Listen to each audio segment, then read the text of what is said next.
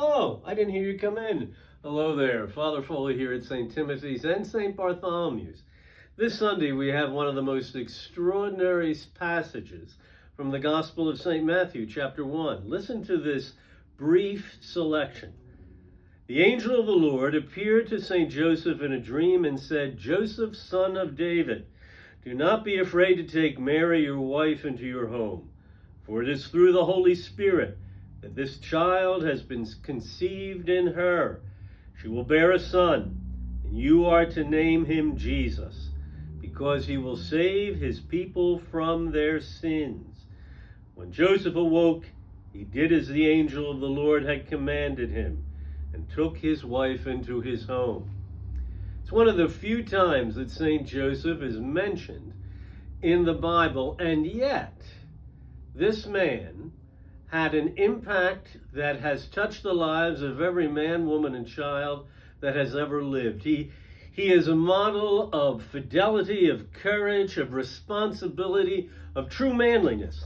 In fact, this is the man who taught Jesus in his human nature what it was to truly be a man. When we read about St. Joseph, we come in contact with a man who was fully committed to God, who was courageous even in the face of not fully understanding what he was part of, how he was fitting into God's plan.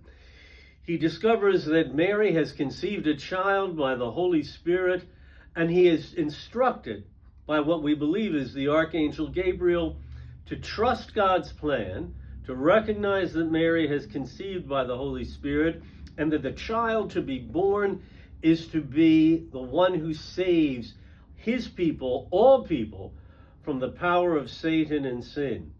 And though clearly there's no way that St. Joseph or anybody could probably fully understand that, he trusted God.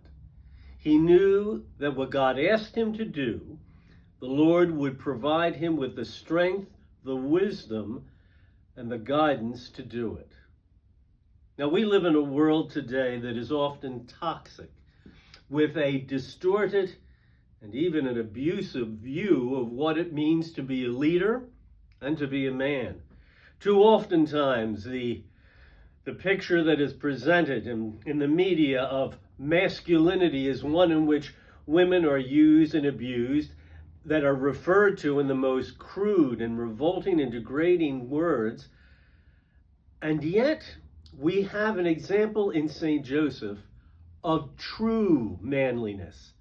Here is a man of faith who showed his love for God by caring for and loving those whom God had entrusted to him, Mary and Jesus. Here is a man whose love for the Lord was manifested in accepting his responsibilities and doing his duty. It is an example of true courage and manliness.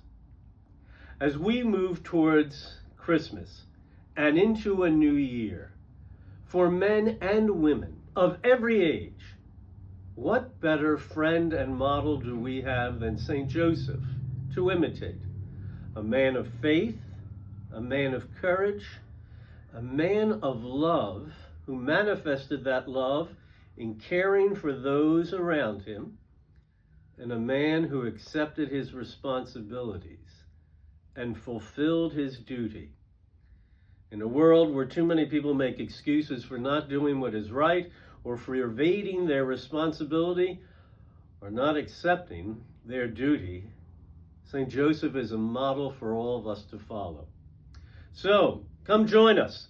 Come join us at St. Timothy's or St. Bartholomew's. Join us at Christmas time. Join us in the new year. Have a blessed Christmas, a healthy and happy new year, and let's be like St. Joseph. Let us love the Lord and make room for Jesus and Mary in our hearts and in our homes. God bless you.